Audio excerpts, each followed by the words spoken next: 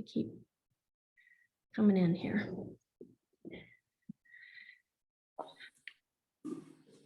Okay. Good morning, everyone, and welcome to the first edition of Bar Talk for 2023. I'm Angela Armstrong. I'm the executive director, and we are excited to have you here today. So I'm just going to go over, sorry, I'm trying to let people in at the same time here. I'm just going to go over a few housekeeping items you see on the screen right there. We will be getting to our guests shortly, but in particular, I wanted to let you know that if you didn't receive it already, you'll be receiving an email about judicial evaluations for 2023. I believe there are 12 judges that will be evaluated this year, and it will be open from March 1st to March 31st. And we really appreciate you taking the time to do those evaluations. So if you get that email and you can go and you are in front of judges, please take the time to do so. As you'll see, also our Law Day contest is now open, and Law Day is May 1st. So we try to open it in plenty of time for the students to get all their information in before that date. Our next Bar Talk will be in April, and we're going to have 3 more guests, all women attorneys from Maine, and I think that will be a great program. And finally, the Summer Bar Conference, will be held on June 26th through the 28th this year. It's a Monday through a Wednesday. It's a little bit different based on the availability of the hotel, but we really hope you'll join us. We'll be back in Bar Harbor. So Stacy Stitham is the 2023 president. We're very lucky to have her, and I'm going to let her take things from here. All right, thank you, Angela. And I do think much of the role of president of the MSBA is introducing people who are far better known than I am and in fact need no introduction. In that light, I am delighted to have with us this morning several distinguished and well-known members of Maine's legal profession to reflect on the changes to the private and public sector practice of law over the last half century. With us this morning is former Chief Justice Dan Wathen, who was admitted to the Maine Bar in 1965 after graduation from the University of Maine School of Law, where following that, he served as Chief Justice of Maine's Supreme Judicial Court from 1992 to 2001. Following that, he was of counsel at the firm of Pierce Atwood. Also with us this morning is Gerald Petrucelli, admitted in Massachusetts in 1967 and in Maine in 1969. Jerry's taught for many years at the University of Maine School of Law. I'm sure many of you on today's call have had him for some class from 1968 to 2021. And Jerry is still practicing litigation, appellate work, and ADR with Petrucelli, Martin, and Haddow in Portland. Our last panelist today is Jim Tierney, who was admitted in Maine in 1975, which I guess makes him the spring chicken here on today's panel. Jim is a first-generation graduate of Brunswick High School, the University of Maine in Orono, and our law school, during which time he was already serving in the legislature from Lisbon and Durham. During his time as majority leader, Jim practiced at the firm then entitled McTeague, Higbee, and Tierney, representing labor unions, where, according to Jim, he appeared in front of panelist Dan Wathen, and plaintiffs, where his entire expertise consisted of his torts class taught by panelist Gerald Petrucelli. From 1980 to 1990, he was Maine's Attorney General. And after leaving office, Tierney has developed a unique practice where he advises state attorney generals on a wide variety of ethical and structural issues. He also teaches at Harvard Law School, where he directs the Attorney General Clinic. We're going to get started with questions in a minute. I'm going to send some initial questions for each of the panelists, but I would encourage each of you on this call who has a question to type them in the chat feature, and Angela will collect those, and we will make sure to try to answer a few of those from the chat function as well. And just to follow up with one more housekeeping detail from what Angela mentioned, there will be a companion piece in next month's Bar Talk. Retired Judge Jesse Gunther, former U.S. Attorney Paula Silsby, and retired practitioner and former MSBA President Ginger Davis will be joining in April to provide the women's perspective on the practice of law over the last several decades. So I hope you'll join us again then, hopefully having found today's discussion to be very illuminating. My first question this morning will be for Justice Wathen. And Judge Wathen, I'd appreciate if you could tell us about an experience in your first year or two of legal practice that might illustrate how the legal profession has changed over the years. Well, I could give you a couple of examples. One is there was only 30 of us that took the bar exam, and I found out the evening of the same day that we finished the bar exam that I had passed. A examiner called me and said, "You passed." I said, "Wonderful." The next day, I appeared in Waterville District Court on felony and misdemeanor charges for a guy who was court appointed, who was charged with bad check charges. And in the course of the next year, I probably tried 25 cases or so, and even in Superior Court. So at that time, I did a lot of defense work eventually, and there were really only about 25 lawyers that you kept bumping into in a 6 or 7 county area. And not surprisingly for the time, none of them were women. It was really totally a man's world. There were no women in the law school when I went there. One came in my last year. There were no women professors. There were no women lawyers except Sigrid Tompkins and Bertha Rideout, the only 2 practitioners that I'm aware of in the state. And so it was a small, clubby group, and you kept bumping into the same people no matter where you went.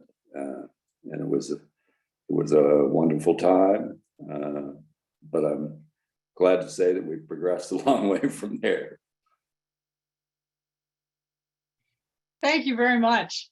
It's astounding to me that you knew the very same day that you'd passed the exam. That's certainly a big difference.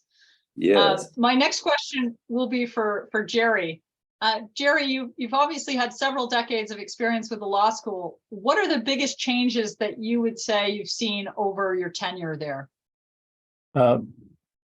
First, I guess, was that there were no electives because the faculty was so small that there weren't enough bodies to staff an elective program. And second, there was no clinic. I don't think there were any clinics in any law schools when I started teaching.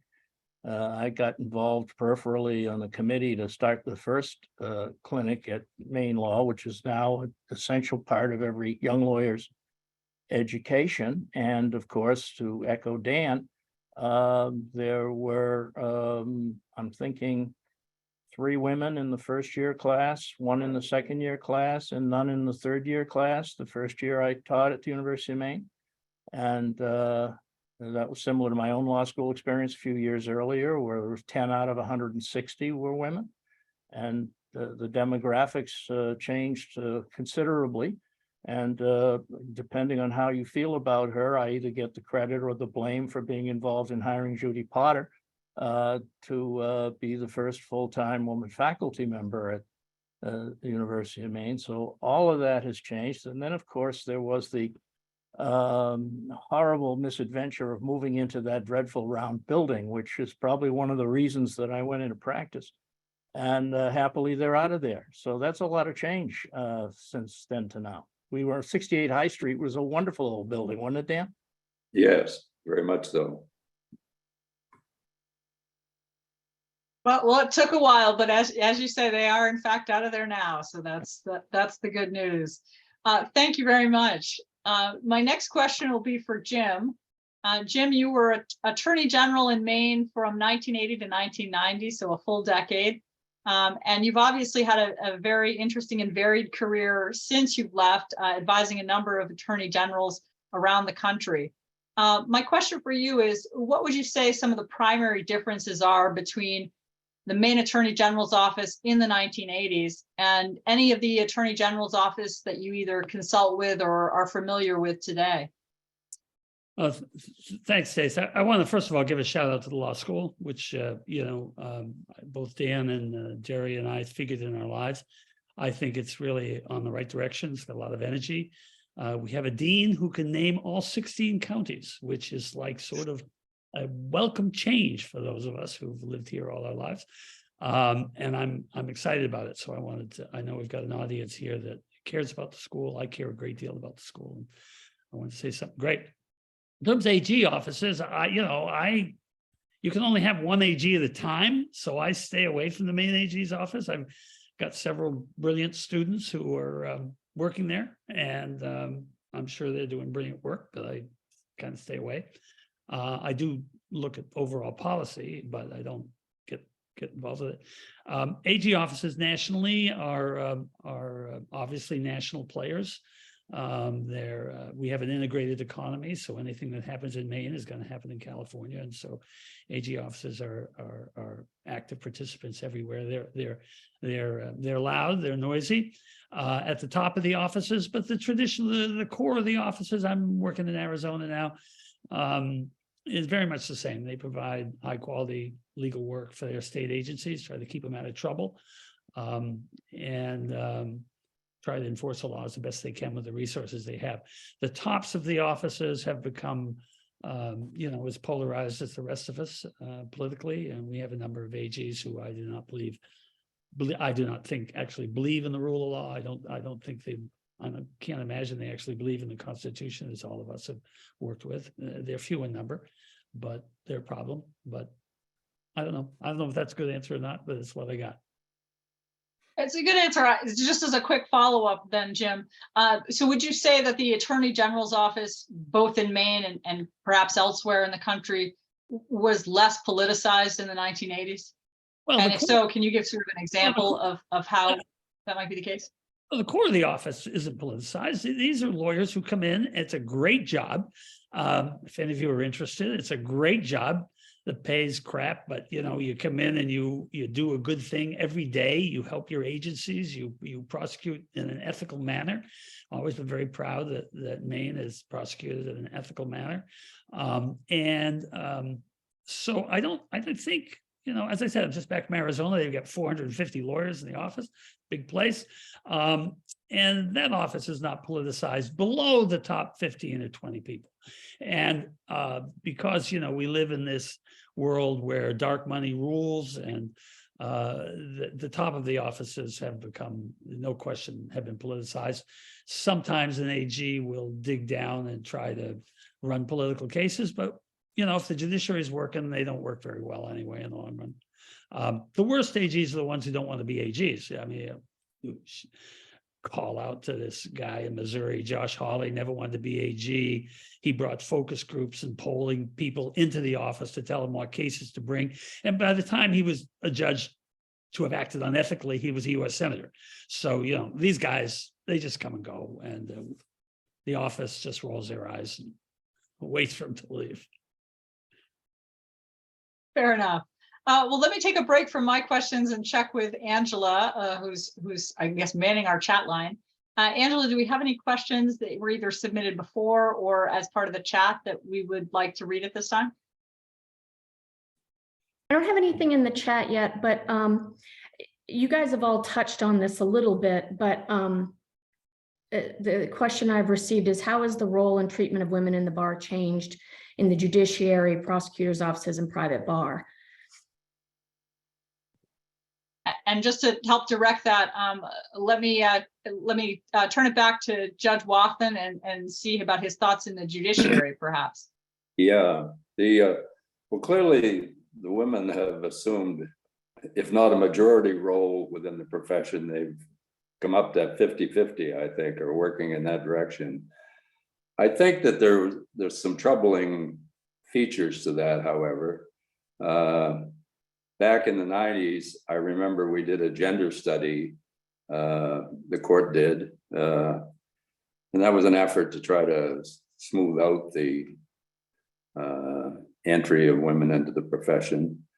I don't know of my own knowledge because I haven't been there in court recently, but I do know from serving on Pine Tree Legal Board and other organizations that there's often complaints about how women are treated by other lawyers. I haven't heard so many about being treated by the court, but I think that we've got a long way to go in breaking down the barriers that exist for not only women, but for other groups of people that are not in minority status. So I don't think there's anything that's been as beneficial to the profession as the entry of women has been in the course of my 58 years in the bar, and particularly to see them in the judiciary, to see them on faculties, to see them as Chief Justice. And I was positive I didn't know who would be the next Chief Justice, and didn't really have any dog in that hunt, but I was positive that the next Chief Justice after me was going to be a woman, just because the times were right for it. And but I suspect there's some work still to be done. Thank you. Jerry or Jim, any additional comments on that? Well, I don't practice in Maine, but I do observe that I would say women comprise over half of the assistant AGs in the country today. I think that the sexism is pretty deeply ingrained. However, I think Dan is right on that. And it's the kind of thing you just have to keep pounding away at, right? And you hope that it improves and continues, has to improve. I've heard from friends of mine who are not quite as old as I am, but close, who are women trial lawyers, that they don't see the next generation of in-court, knock down, drag out, try the case women trial lawyers, that they seem to start and then move off into different aspects of the profession. And whether that's the nature of the work or the way they're treated or something else, I guess would be something worth thinking about. But the same small group of well-known, highly skilled women trial lawyers looking around for the successor generation and saying they're not sure they're seeing it. Well, that opens a broader question for me, which is my pet peeve, is that we make so many decisions without data. It's easy to let anecdote turn into policy, which I think is a provision of the Maine Constitution, I think somewhere. But we really lack data. We make a lot of decisions, especially in the criminal justice area, without actually knowing what's going on. We just talk about it. And I think, Jerry, your perceptions are clear, but obviously you want to know how many trials are actually taking place now. Is that really are trials really a way to effectuate justice or to settle the needs of your client? All those kinds of questions could be, funneled into the question before you go to the bottom line to say, where are the women trial lawyers? So we do lack data, especially on criminal justice. We're just floating around out there. Everybody doing the best they can, but without a lot of the data they need to make the best decisions. Yeah, and that's a significant change in the practice since I started.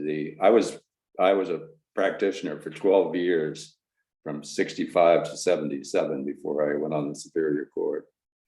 And I used to try 25 civil cases a year and a whole bunch of district court things. And it's rare to see anybody trying that many cases. I don't think anybody tries that many in civil cases, and in this day and age. And we are seeing the trial becoming a more rare event. And having spent the last 20 years of my life doing arbitrations and mediations, I know that, you know, a lot of the litigation goes into arbitration for a number of reasons, not economic, I don't believe, but response to need. You can sort of pick your judge, and you can have the attention of the judge, and you have confidentiality as well. So there's a lot of trials disappearing, and trial work is becoming less and less prominent in practice. I think we haven't talked enough about ADR and technology as sea changes since we started. And Yeah. particularly the ADR. There were no, I don't know when any of us went to our first mediation, but it wasn't in the first year. I remember Gene Carter telling a bunch of big firm associates that we were working with on a case long ago that he tried 50 cases, 50 jury cases his first year in Bangor. And these were 8th year associates in major national law firms who had never been to a trial. Right.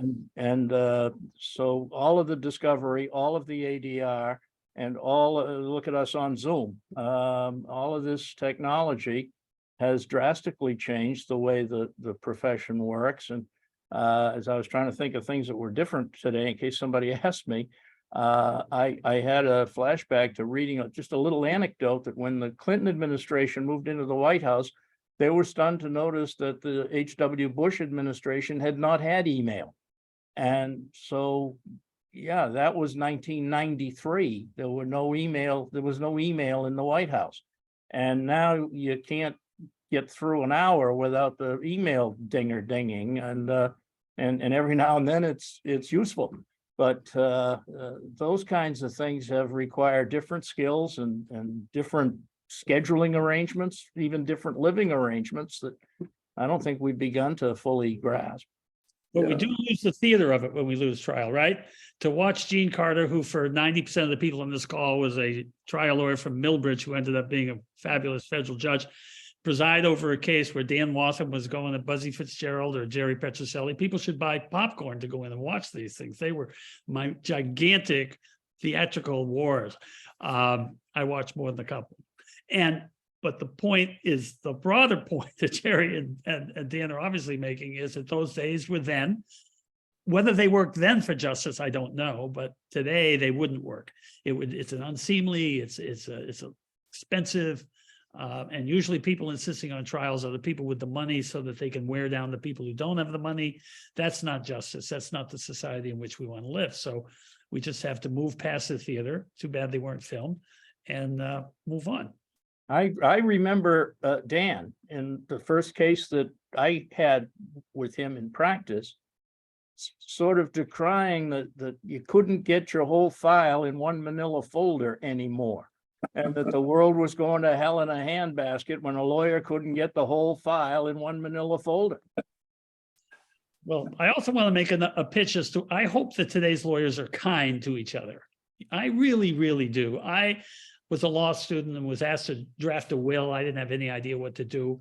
And the partner in my firm said, call Arthur Peabody. Now, Arthur Peabody was a named partner in the huge law firm to me, a gigantic Portland law firm. I called him up, explained my situation. He said, oh, don't worry, I'll take care of you. You know, I had a case with Peter Mills Jr., who of course is older than I am. I forgot to bring my file. He said, use mine. You're going to win anyway. I mean, you know, these sorts of kindness, this sort of way to make the world actually work is, I think, a hallmark of the way Maine law has always practiced, the way the law school has taught it, and the way the judges rule. Our judges are overworked. Our DAs are overworked. You know, we've got to get past a lot of these problems, but I do at the end of the day, I hope that the practice of law remains kind as we advocate. Well, so I knew it would only be a matter of time before I totally lost control of this session, although I'm surprised it took 15 minutes. But I do want to, you've all touched upon a question that I would love to hear from you on, namely, sort of what is one aspect of the legal profession today that you think is a great improvement on the past? And on the flip side of that, what is one aspect of past practice that you think is actually missing from today's profession, or wasn't in fact an improvement on today's profession? And let me just start with Jerry on that question. Well, free association, my first flashback is motion day, which is horribly inefficient, but it was a great way to establish collegiality because you had to hang around for half a day to get your motion heard. And you got to meet and greet most of the lawyers that you were ever going to see again. And it was a half social hour and half CLE without credit. And we used to just gather almost every Friday. It'd be motion day in some courthouse. And there'd be a lawyer's room with a dad coffee and people telling stories about the old days. And it was an awful good way for young lawyers to get acquainted with the colleagues of the bar and to learn the history of the bar. And I realized that nobody can afford to sit around all day and wait for a 20-minute motion hearing. And so it had to go away as a matter of efficiency, but it really cost us a lot in terms of the relationships among the bar. And like other old people, I can't think of anything today that's better than it was back in the good old days. I don't know anything. Fair enough. Judge Wathen, what about you? Well, I think the basic trial, jury trial or jury waive trial, the basic trial process was the best in the old days and is still the best for those cases that actually need a trial. And they haven't changed a whole lot, and I'm not sure that's a good thing or a bad thing. But I think a 12th century English barrister would probably be comfortable in a court, in the Superior Court in Maine today, trying a case, because the process, once you get underway, is a good process. The problem is it's too expensive, it's too time consuming, it doesn't fit everything. But there are instances in which you absolutely need a trial. That's the only way to dispose of it, short of resorting to mayhem. And I think that's the thing that we have to hold on to, is the integrity of the trial process for those cases that require it. And last but certainly not least, Jim, I'd welcome your thoughts on sort of what's better about the profession today and what's perhaps what was perhaps missing from the good old days. Well, obviously, greater diversity by gender and race is essential. It's important to find ways to get other voices into the justice process. And it may not be through the mouths of the lawyers, right? I mean, guardian ad litems are oftentimes non-lawyers. I mean, that's obvious ways. So that I hope is happening. But until we straighten out, our backlog of cases, until we invest in our criminal defense lawyers, until we invest in our judges and our prosecutors, until we do that, we're not going to make the kind of progress we need. But we make progress. The DAs in Maine, for example, meet every month in the AG's office. The governor appeared last month personally to meet with her old colleagues. Her former colleagues, not necessarily her old colleagues. We have a terrific U.S. attorney who's insisting that all police officers be trained in civil rights work, and that the agenda of our Criminal Justice Academy reflect an increasingly diverse state, all of which is, good, and which we probably, when we started out, kind of ignored. We thought, if we get it all in front of the judge and the jury, that something good's going to happen out the other end. And I think we've all learned that when we followed that process, a lot of our fellow neighbors were getting left out of the process, and we've got to keep working to do that. But it's got to be based on actual information, not the anecdote, not from me or anybody else. We really have to. There's no reason why we don't have a better database to make these decisions. Thank you, Jim. And I understand from Angela, we have some additional questions in chat, so I'll have Angela pose a question.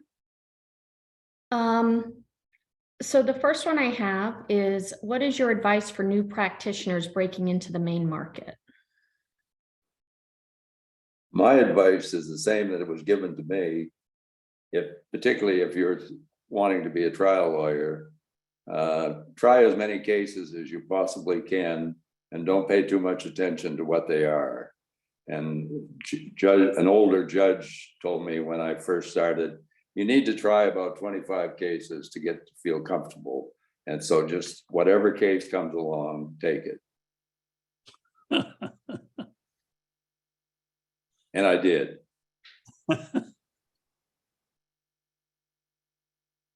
I'd say that before you have any clients, get out there and meet all the other lawyers, right? It's not like you're giving up billable hours because you're starving to death anyway.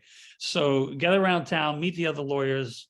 You know, there are very few lawyers who won't meet with you, judges who wouldn't just meet with you. You're not going to be talking about a particular case. And learn and work on your writing. I mean, lawyers are right. If you can't write, then at the end of the day, your legal career is going to be pretty limited. And I agree with both of them entirely, that do everything you can to be in the situation you want to be in and meet as many people as you can be. My only rule has been to try to be lucky. Try to be lucky is good advice for everyone. Angela, do you have a? Yep, I have a few more. How would you, if at all, change the Maine law education? Do you mean the law school education? Yeah. Yes, I believe that's the case. Yes. Jerry? Oh, thanks, Jim. Well, I haven't taught at Maine law schools now since 21, 2 years ago. I don't know that it's changed that much since, but I think that I don't think you can have too much clinical component, and I think that the competition for allocation of the remaining time. I mean, you have to know some book law in order to do this work. And the more clinical time there is, it's time consuming as a matter of how to learn. And so one of the benefits of a classroom is you can cover a lot of material in a much shorter period of time. What you're going to learn out of spending 2 days on a clinic case is an awful lot of pages in a book, but someplace the choices that get made for the part of the curriculum that's not clinical maybe need to be more rigorously assessed as to the utility of each of them. I taught this last year at BC, not at Maine, and the one criticism I would have of that law school is it has way too many esoteric electives that are, if anybody takes them, those are minutes that could be spent on things that are likely to be vastly more useful. And I don't know what the perfect balance is. I know that when the curriculum committee was cutting civil procedure from 6 credits to 4, they were sort of offended when I then asked them, sure, we can do this in 4. Did you make a study, back to Jim's point about data? Did you make a considered judgment as to which third of the course we should leave out? And they sort of were insulted when I asked that question, and they never did answer it. So I think we're trying to do an awful lot in this 3-year box. Some people say it ought to be 2 years. I think it's an awfully challenging situation to optimize it, and I don't envy the people who have to try to figure it out. But I don't know that I have specific changes except to make sure everybody who is willing to do it gets a clinical opportunity before they actually get out the door. Okay, I do have some thoughts. I've spent the last 20 years teaching at 3 or 4 or 5 different law schools, not Maine. And so I think that the students understand that the federal government is not the the be all and end all, but the faculties of every law school in America, including our own, unfortunately, have gone to, these fancy law schools where the federal government is what's studied. So the students are way ahead of it. I've actually written a case book to get law schools to move away from the federal government and towards state issues. The second thing, because that's where we live, right? And the second thing is, I think, so of course on state constitution, you can't teach constitutional law and only teach the federal constitution. You can't do it because state constitution, right?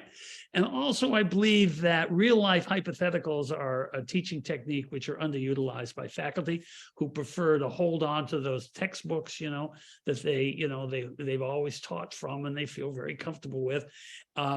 Whereas the real life of these hypotheticals of how people are living their lives and of course practicing law could be more valuable. Students, this generation of young people generally are afraid to assert themselves. They don't like to hurt anybody's feelings. They're like, oh, well, everybody's nice. Well, the world isn't nice, right? Sometimes the practice of law isn't nice. And so I think from a teaching perspective, it's important that students be forced to participate in every single class that they're in, that they should be forced to take positions whether they want to or not, because their clients are going to force them to take positions, and get past some of the more touchy-feely, if you will, nature of teaching where everybody really loves each other when they really don't. There's no question that law students today are somewhat more fragile than your generation, Jim. There are things I would have cheerfully done to you that I would think 3 times about doing today. I agree, and that you did, and by the way, as you did. So, and I appreciate it, but that is absolutely true. Professors are afraid, they pull back, and it's not real world. Look, I came from a working class family. I went to law school so I could make a living and make the world better, but I had to make a living first, right? And so it's not but law professors, unlike you, Jerry, are attracted to it as a concept, as a theory, as a great principle that blah, blah, blah. Whereas for those of us from working class, so my employer, by the way, I give them great credit for having somebody like me on their payroll, because I'm unlike everybody else there is. Right? But I think more law schools should do that. And whether you call it clinic or adjunct teaching, I don't know. But Harry, I'm sorry, you got me on a roll. I'm a teacher, so you got me blabbing. You asked about law school. I have another question. Are there any legislative changes you'd like to see with respect to justice in Maine? Mm-hmm. I'd like to implement some of the things we have on the books now. We have, for example, as part of the criminal code, which I was very proud to help vote for when I was a young legislator 50 years ago, we have something called the Sentencing Institute that doesn't meet anymore, and that could bring people together. And again, with appropriate data, really study the impact of the sentencing decisions we make. I think everybody's working in good faith. No accusations here, but I think we don't know enough. So before we get some new laws, let's implement the ones we've had. It's been on the books for 50 years, just sitting there.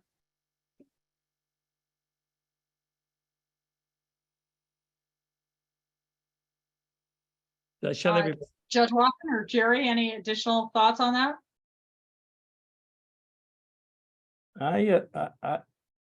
Dan, your mouth is moving, but your mute is on.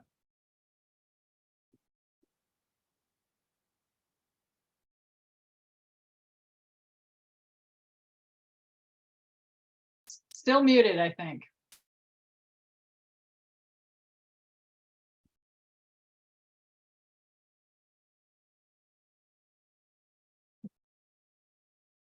So, Jerry, do you want to, while the judge is still on mute, do you want to get, or should Angela bring a next question up? Well, I was just going to say, I don't have any, specific pet issue that I'd like to see legislated necessarily. But I think that there's a lot to what Jim says. I have some situations where I'm looking at laws that people just think are suggestions. Especially state officials who are supposed to be doing certain process things that the drafters of the law thought would make things in the world happen. They just don't do it. As in the 2 of the departments are supposed to annually collaborate on a report concerning a situation that I have clients with an interest in. And both departments think it's the other one's job. Neither one of them has written a line of any report since the law was written. But nobody then holds those departments accountable for not following the legislature's directive. And I don't know if the former legislature agrees with me, but I think the worst reform we've had among many bad ones was term limits, because the legislator who might remember that law is termed out before it gets to be a problem that nobody's paying any attention to it. I think I'm unmuted now. And I would just add that I basically agree that we should devote more effort to making sure that the laws are accomplishing what we wanted them to do, rather than continuing to go from year to year with coming up with a bunch of new silver bullets that are untried and untested. And we certainly have plenty of time to look at what are we actually accomplishing with the existing laws. I will say that Maine is not, there doesn't seem to be any I agree with that, Dan, and because there doesn't seem to be any shortage of advocates in Maine. I mean, every day I'm reading about advocates. People are coming in and saying, we really have to change this legislation. And again, without data, without any information, they're just, and some of it's just national stuff. They're part of a national organization that tells them this is the issue du jour, and they go out and they start ranting and raving about it without ever really checking whether it's from Maine, which is why it's a good idea to have a dean who can name all 16 counties. I keep coming back to this because, you know, it actually helps to be from here and get a sense of what it's like and how the bar actually works, instead of just dealing with, you know, a particular advocacy issue. But there's no shortage of advocacy, right? Holy mackerel. And they're all over every day. And I still old fashioned. I read the paper. You know. There's no shortage of advocacy, but there is a shortage of information management. And I think, at least my experience is, Maine has always been behind the times when it comes to managing information and demonstrating what we're doing at the present time. And I have had some experience outside of Maine with information systems, and the difference is really quite striking. Do you want me to go ahead with Angela? the question? Okay.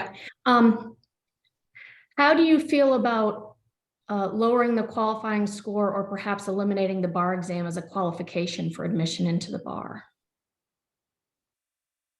I have had some doubt since I took my first bar exam about the extent to which the people who write and grade the questions are qualified to do so.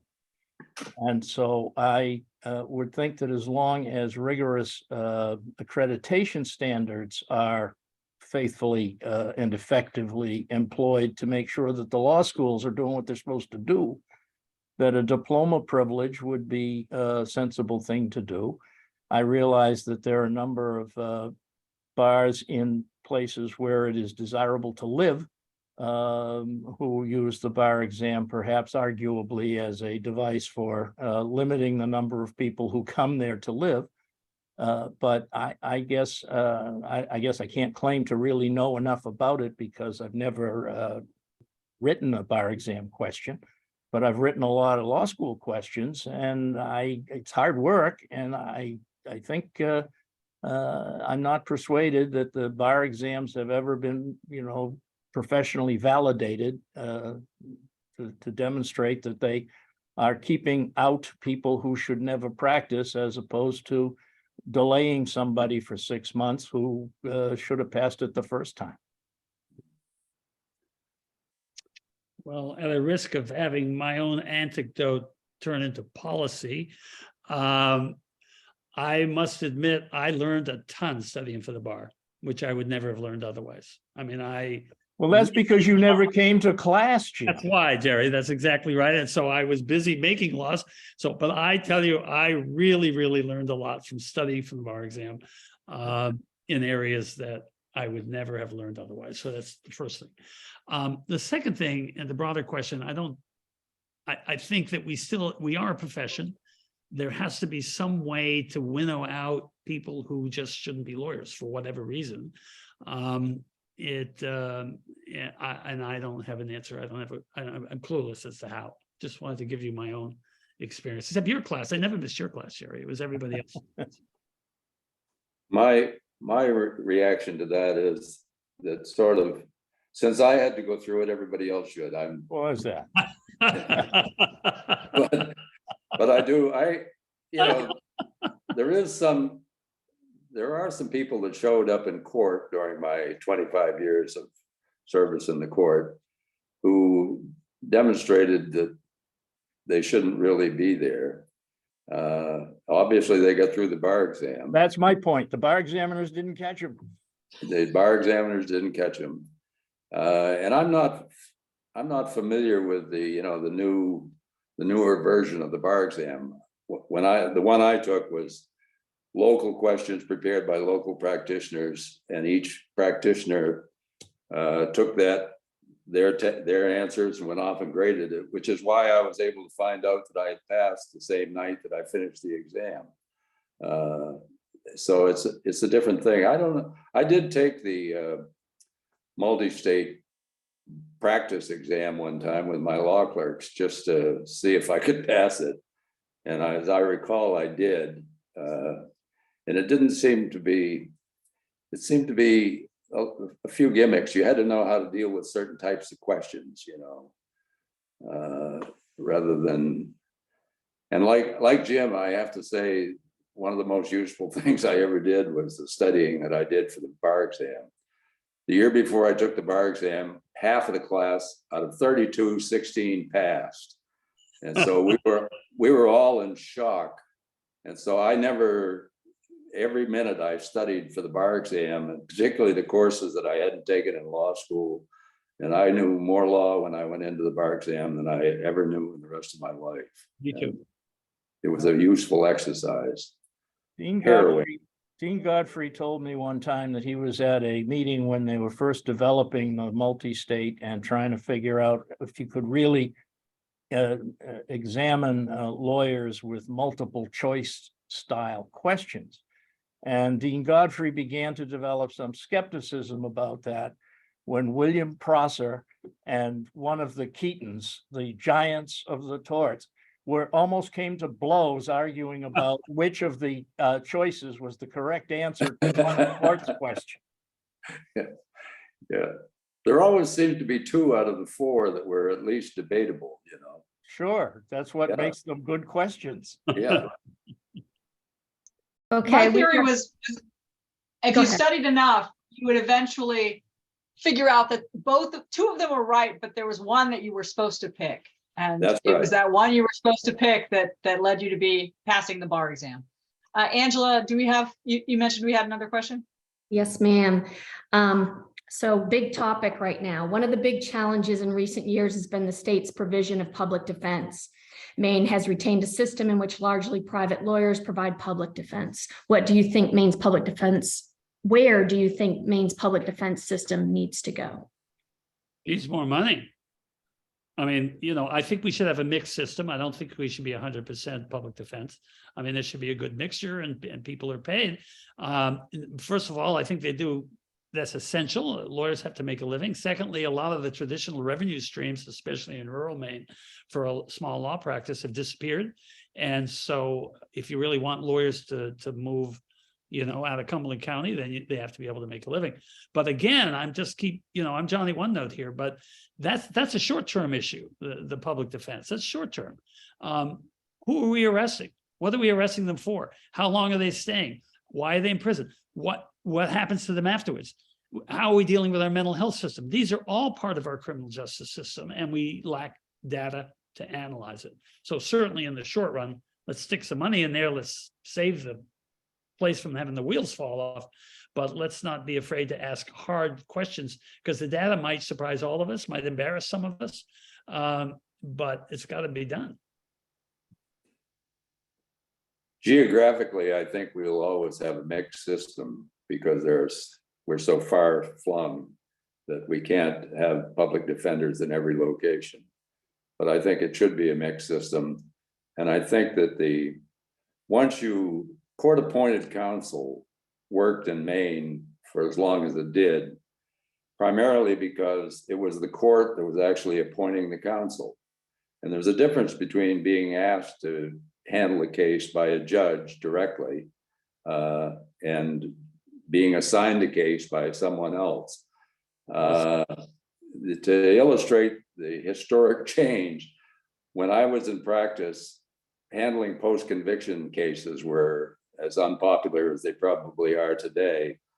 But if you had a post-conviction case, you got a call from the then Chief Justice, Bob Williamson, and he would call and say, "Hello, Dan, this is Bob Williamson." I didn't even know, I wasn't sure that was Chief Justice calling. And he would say, "I'd like you to handle a post-conviction." "Of course, Chief. Yes, I'd be happy to." But that court-appointed counsel really only works if court-appointed. To Kill a Mockingbird, the attorney was asked by the judge to represent the defendant. I think given the volume, that's going to be a lot of overhead for the judges to be making phone Well, calls. it isn't practical, and that's why I say we hung on to it probably too long. But when it shifted away from court appointed to someone else doing the appointment, that's a significant change, and I think it shows up. But we'll still need. Probably someday we'll have a good public defenders system, but we'll still need people in some locations who will take assigned cases, and we'll obviously need cases where there are conflicts with the public defender's office. So it'll be mixed. Someone commented that they had talked to an associate attorney to sign up for the roster of attorneys accepting criminal appointments, and he was told that there was no way to limit the number of cases assigned to him. So with only one other attorney in the roster at that firm, that associate would be consumed with criminal work. So they had to decline him signing up. And so the choice was kind of all or nothing. Yeah. That's going to be a real problem. Somebody told me an anecdote, sorry, Jim, about somebody who had a court appointment that had like a 3-day trial, and on returning back to the office after the 3rd day, there were 9 new assignments that had come in with just because the lawyer was in court, didn't have an opportunity to say no. So I know we're closing in on the hour here, so I just want to leave us with, I guess, one more question and the final thoughts of the day here. And my last question for the panel is, do you think there is a noticeable change in how the profession views itself today than it did in the 1960s, 70s, or 80s, or in how the public views the legal profession? And I'm going to put Jim on the spot for that. Well, they certainly see more of us. I mean, people don't go to the movies, people don't go in there, they're all streaming, right? They're streaming all the time. So they're looking into the profession through the eyes of that approach. And then with instant clicks, they can come up with their own legal theories. And,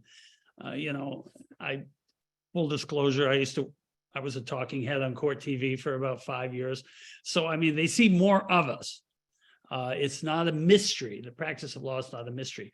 I do hope we can hold on to our principles of being a profession, and that helps. But I think that's a major change. They see a lot more of us, and they see us fictionalized. They see us in real life. What the public thinks is beyond me. Fair enough. Jerry or Judge Wathen? I don't think it's really changed much in the 58 years that I've been around. Lawyers and trials have always been grist for the mill of entertainment, whether it's books, television, whatever. And we always say, well, it isn't really reflective of the reality, but nonetheless, it's always been there. And I think people have always been skeptical of lawyers, except for their own lawyer. And that's and that's the important thing. Well said.